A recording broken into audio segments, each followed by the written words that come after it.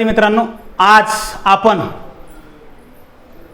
Chemical thermodynamic या चॅप्टरच्या अंतर्गत state function, path function असे दोन कन्सेप्ट पाहणार आहोत. ओके. आणि त्यानंतर टाइप ऑफ प्रोसेसेस. तर स्टेट फंक्शन, पाथ फंक्शन. तर स्टेट फंक्शन काय आहे ते पाहायचं आपल्याला. ओके. तर स्टेट फंक्शन जो पार्ट आहे, लक्षात घ्या इकडे, स्टेट फंक्शन्स काय पाहतो आपण? State functions. स्टेट फंक्शन म्हणजे काय?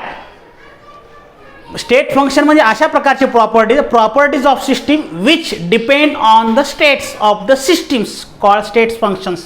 ओके. म्हणजेच काय पहा इकडे, the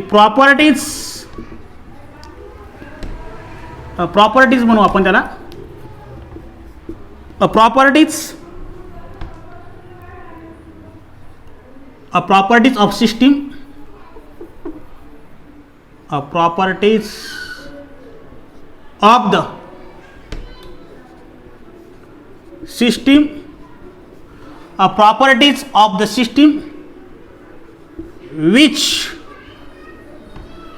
depend on the state of the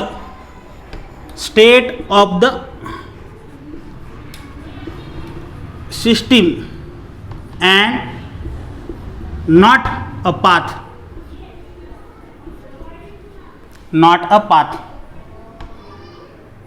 This function called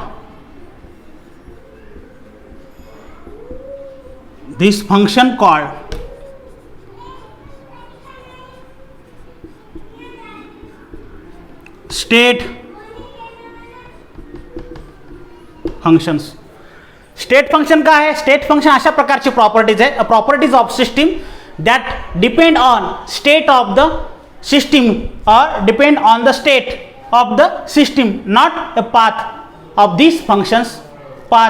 this function called state functions. म्हणजेच अशी प्रॉपर्टीज ऑफ सिस्टीम आहे जी स्टेटवर डिपेंड असते, त्यांच्या पाथवर डिपेंड नसते. तर स्टेट किती प्रकारचे स्टेट असतात, कसे असतात? तर त्यामध्ये T1 घेतला, ठीक आहे. त्यानंतर हा T1 घेतल्यानंतर इकडे T2 घेतला, इकडे V1 झाला, इकडे V2, इकडे P1, इकडे P2, म्हणजे T1 पासून T2, त्यानंतर V1 पासून V2 आणि P1 पासून P2. म्हणजे या प्रकारचा पार्ट आहे.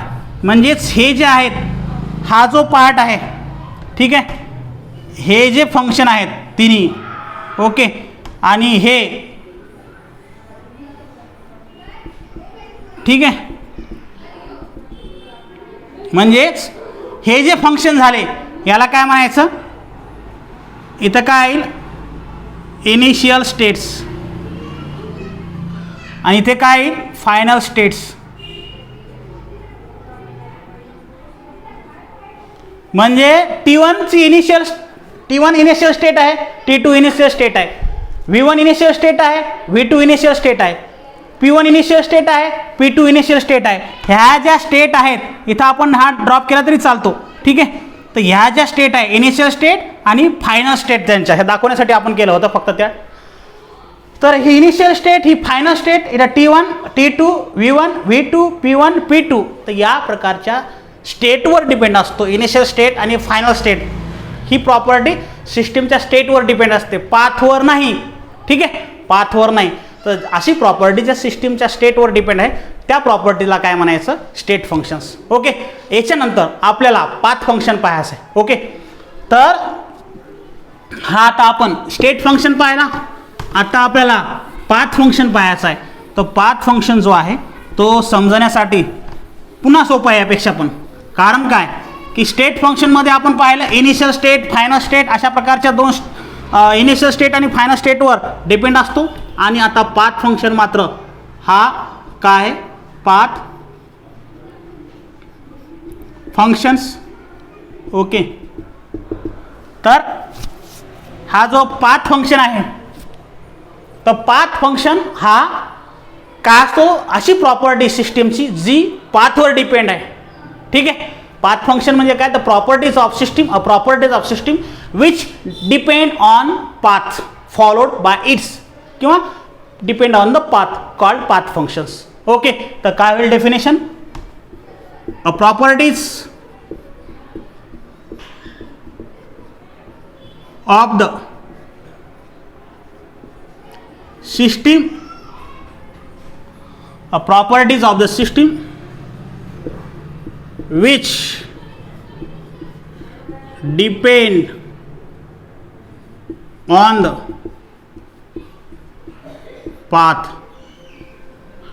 followed by it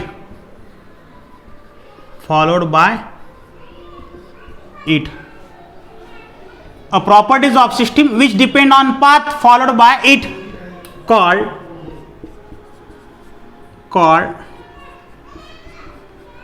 path functions. त्या फंक्शनला काय म्हणायचं, पाथ फंक्शन्स. म्हणजेच जे पाथ फंक्शन आहे ते पाथ फंक्शन कशावर, पाथ फंक्शनची व्याख्या काय आहे की अशी property, the properties of the system which depend on the path of the system और पाथ फॉलोड बाय इट. म्हणजेच इट कोण, द सिस्टीम. ठीक आहे. त्याला म्हणायचं पाथ फंक्शन. मग एक्झाम्पल काय आहेत, तर example work and heat. Work and heat हे काय, वर्क आणि हीट काय, हे पाथ फंक्शन आहेत. ओके. मग स्टेट फंक्शन कोणते, ते टेम्परेचर, व्हॅल्यूम, मोल. ठीक आहे. हे काय होते, स्टेट फंक्शन होते. पाथ फंक्शन कोणते आहेत, वर्क आहे, हीट आहे. ओके. त्यानंतर आता समोरचा पार्ट आपण प्रॉपर्टीज ऑफ सिस्टीम झाल्या. यामध्ये आता प्रोसेस ऑफ पाहणार आहोत. ठीक आहे. तर आपला समोरचा जो पार्ट पाहायचा आहे तो प्रोसेसेस पाहणार आहोत. Type of processes. काय पाहणार आहोत, टाईप ऑफ प्रोसेसेस.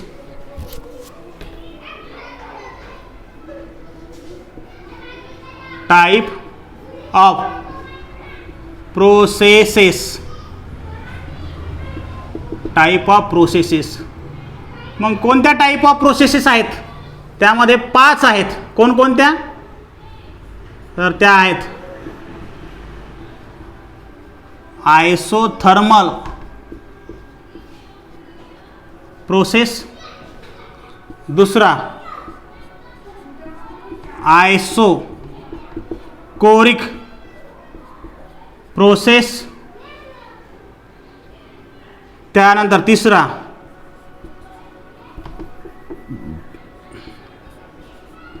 आयसोबेरिक प्रोसेस, चौथा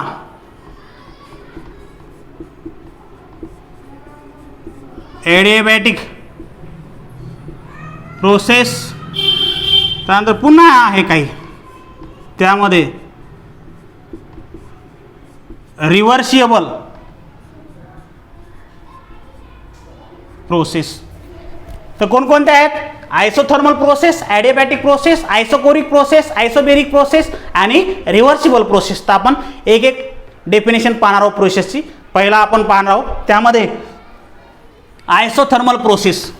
कोणती पाहणार अगोदर, आयसोथर्मल प्रोसेस. काय आयसोथर्मल प्रोसेस, तर आयसोथर्मल प्रोसेस लिहिताना आपण जर हे लिहिलं तर पुन्हा सोपा जाईल तो भाग.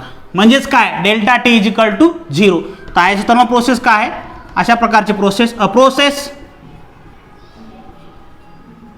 प्रोसेस काय होईल व्याख्या याची,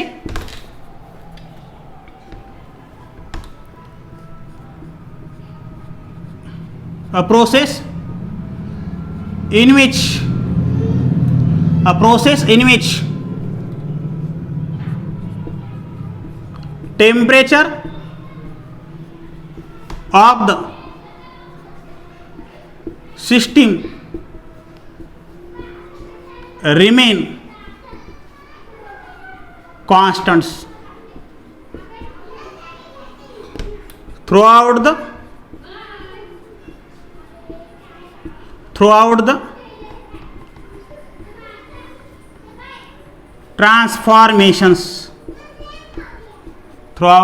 transformation. a process in which temperature of the system remain constant throughout the transformation called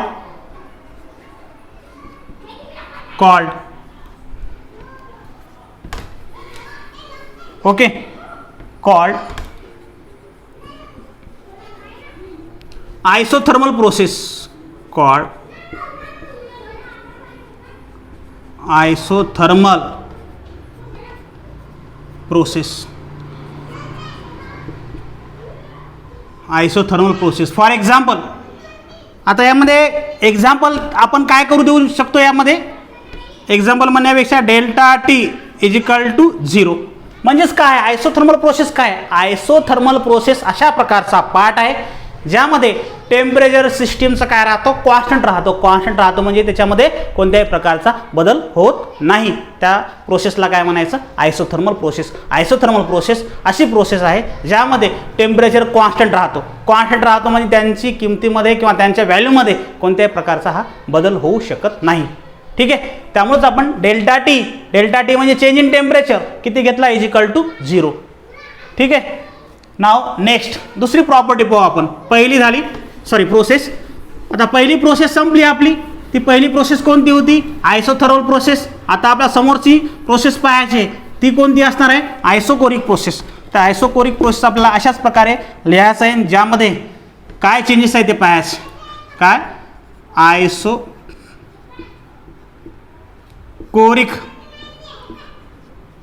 process. Isochoric process काय, त्यामध्ये लिहू आपण अ process in which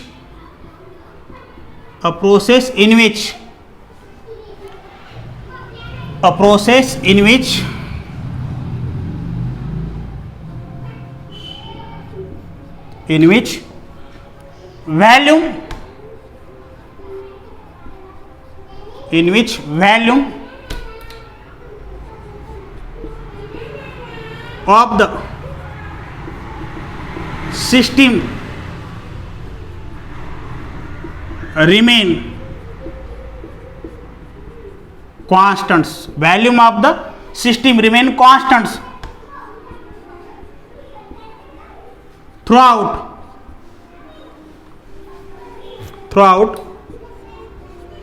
the transformations.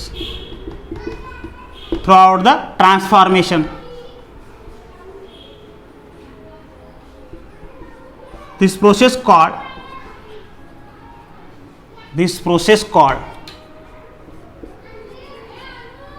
isocoric process.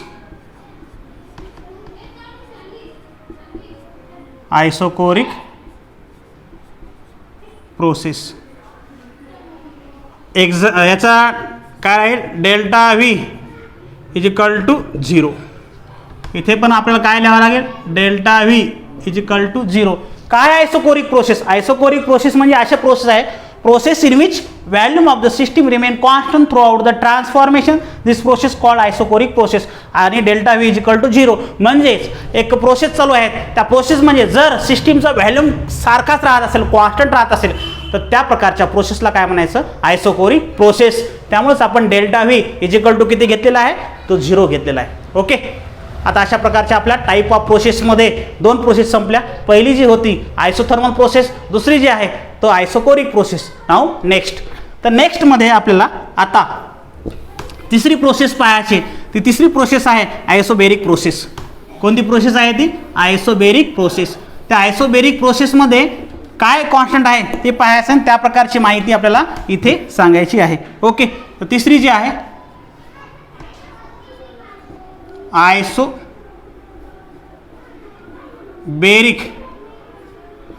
Process. Isobaric process काय, अ process in which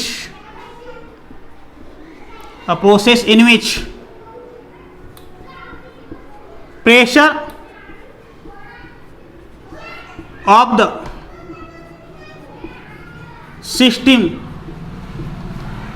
the system remain constants, pressure of the system remain constants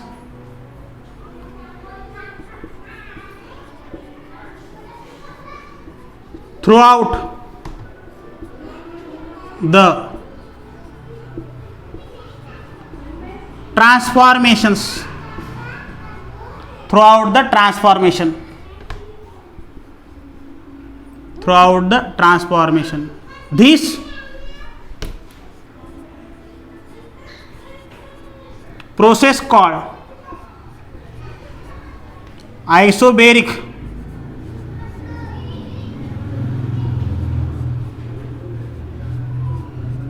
process. Isobaric process का है? A process in which pressure of the system remain constant throughout the transformation. This process called isobaric process. तर isochoric झाला, isothermal झाला, आता आयसोबेरिक आहे.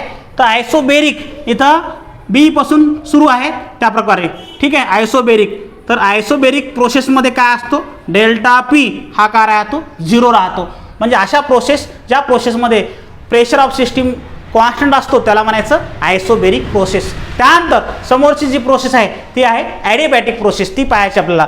तर adiabatic process काय सांगते पहा, जी चौथी प्रोसेस आहे. एकूण अशा 5 प्रोसेस आहेत, त्यापैकी चौथी जी प्रोसेस आहे ती आहे ॲडिबॅटिक प्रोसेस, ज्यामध्ये आपण त्याचा उल्लेख केला होता प्रोसेसच्या वेळेस. तर आता त्याला एक्सप्लेन करणार आहोत. तर ती कोणती आहे, adiabatic process. Adiabatic process, adiabatic process. तर ॲडिबॅटिक प्रोसेस काय आहे, ठीक आहे. A process in which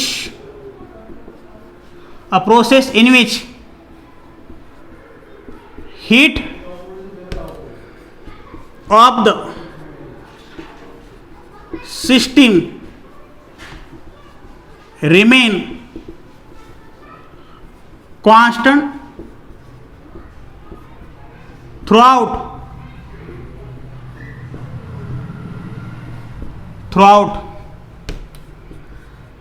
the transformation, throughout the transformation. This process called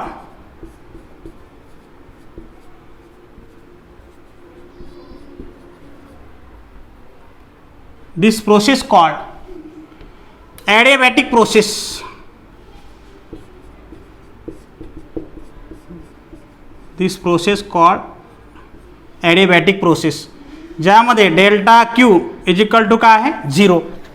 तर ॲडिबॅटिक प्रोसेस काय आहे, adiabatic process a process in which heat of the system remain constant throughout the transformations called adiabatic process. मग अशा प्रोसेसला काय म्हणायचं, adiabatic process. म्हणजे heat constant राहील म्हणजे काय, हीट चेंज होणार नाही, ठीक आहे. हीट चेंज होणार नाही, त्यामध्ये आपण त्याला delta Q is equal to 0. आणि हा जो क्यू आहे, क्यू काय सिम्बॉल आहे, कशाचा सिम्बॉल आहे, क्यू हीटचा. तुम्हाला माहिती आहे टी टेम्परेचरचा असतो, ठीक आहे. टी टेम्परेचरचा असतो, पी प्रेशरचा राहतो, व्ही व्हॅल्यूमचा राहतो. परंतु क्यू जो आहे तो क्यू तुमच्यासाठी नवीन आहे पार्ट इथे. तर क्यू म्हणजे हीट आहे, तर हीटचा सिम्बॉल एच नाही, तो क्यू घ्यायचा आहे. Okay, thank you.